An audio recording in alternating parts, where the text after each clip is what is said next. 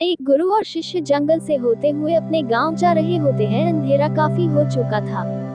शिष्य ने अपने गुरु से कहा कि गुरु की काफी रात हो चुकी है, अगर आप कहें तो आज की रात यही आसपास के किसी गांव में गुजार ले। गुरुजी ने अपना सर हिलाया और वो आसपास के गांव में एक छोटे से घर के पास जाकर रुके। अब जैसे ही वहां गए तो गुरुजी के शिष्य ने दरवाजा ठकाया। उस घर से एक गरीब आदमी बाहर आया तो गुरुजी ने बोला, हम अपने गांव जा रहे थे, लेकिन काफी रात होने की वजह से हमने इसी गांव में रुकने को सोचा। क्या हम आज रात आपके यहाँ रुक सकते हैं? गरीब आदमी बोला, हाँ क्यों नहीं, आप दोनों अंदर आ जाइए। अब जैसे ही गुरुजी अंदर गए उन्होंने देखा कि उस आदमी के घर में बहुत ज्यादा गरीबी थी। गुरुजी ने उससे पूछा कि आप काम क्या करते हो? वह गरीब आदमी बोला कि मेरे पास बहुत सारी जमीन है। तो गुरुजी ने बोला, अगर तुम्हारे पास बहुत सारी जमीन है तो इस तरह से क्यों रह रहे हो? वो आदमी बोला, यह किसी काम की नहीं है। गांव वाले बोलते हैं कि ये बंजर जमीन है, यहाँ पर कुछ भी नहीं उगाई जा सकती है और वहाँ फसल उगाना बहुत बड़ी बेवकूफी है। गुरुजी ने बोला कि तुम्हारा गुजारा कैसे होता है? उसने बोला कि मेरे पास एक भैंस है जिससे मेरा पूरा घर चलता है।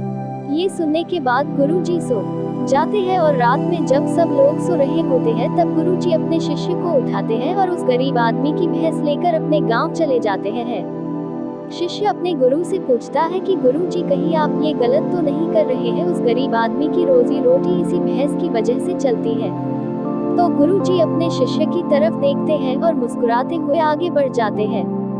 उस बात को तकरीबन 10 साल गुजर जाती है और जो गुरु का शिष्य था वह बहुत बड़ा गुरु बन चुका था। तो एक दिन उन्हें उस गरीब आदमी की याद आती है कि मेरे गुरु ने उस आदमी के साथ अच्छा नहीं किया था, मुझे एक बार चलकर देखना चाहिए कि वह आदमी अब किस परिस्थिति में है।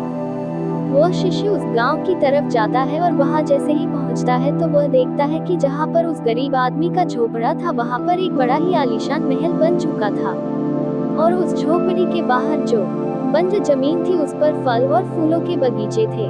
तभी उधर से उस घर का मालिक आता है। शिष्य उसे पहचान लेता है और उस आदमी को बोलता है, तुमने मुझे पहचाना? मैं अपने गुरुजी के साथ आया था, हमने एक रात के लिए आपके यहाँ रुके भी थे।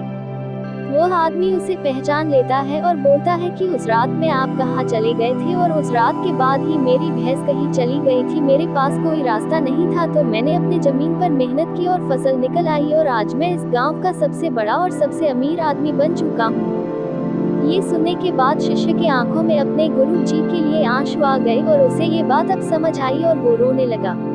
इस कहानी से हमें ये सीख मिलती है कि हमारे अंदर ऐसी बहुत सी टैलेंट छुपी हुई है, लेकिन हमें कोई ना कोई चीज रुका कर रखी है।